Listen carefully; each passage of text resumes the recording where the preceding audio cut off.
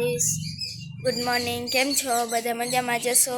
તો આજે અમારે સ્કૂલમાં નવરાત્રિ છે, તો તૈયાર થઈ ગયા છે. એમ વહેલું જવાનું હતું 7, 7:30. તો હું ને ક્રિશા તૈયાર થઈ ગયું છે. ક્રિશાને બતાડું.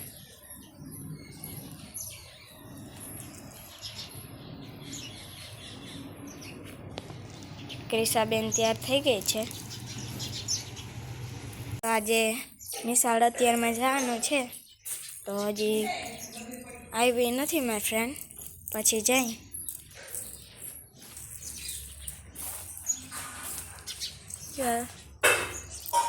ક્રિશાબેન તૈયાર થઈ ગયા છે.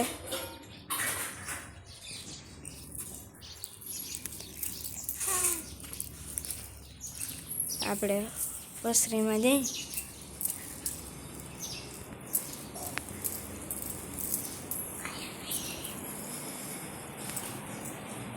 પ્રતીક્ષાબેન નિશાળે જવું છે ગરબે રમવા માટે, તો એ પણ તૈયાર થઈ ગયા છે.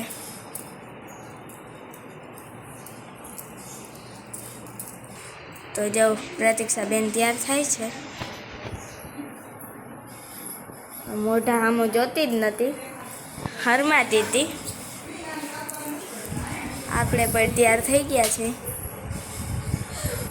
આપણે થઈ ગયા છે તૈયાર.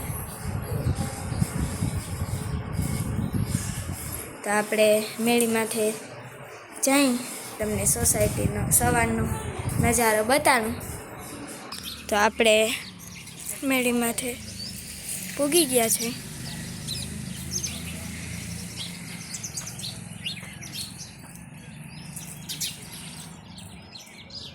અડધા સૂતા હે ને અડધા જાગે હે, એવું હે.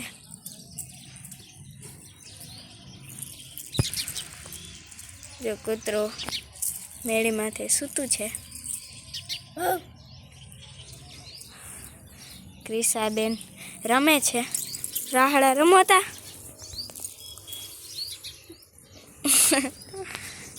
એને હરમ આવે છે. તો આપણે નિશાળનું પણ મોડું થાય છે. અત્યારે હજી મારી ફ્રેન્ડ આવી નથી, આવે ત્યારે અમે જઈ.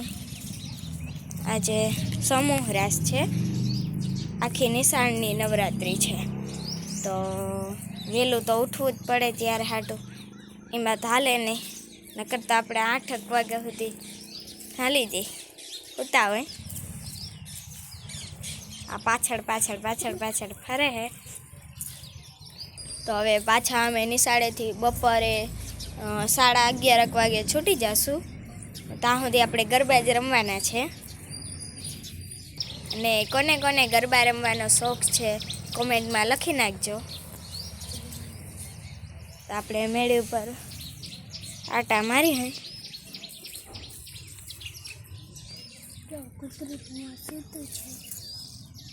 આ ગાયો બેઠી છે.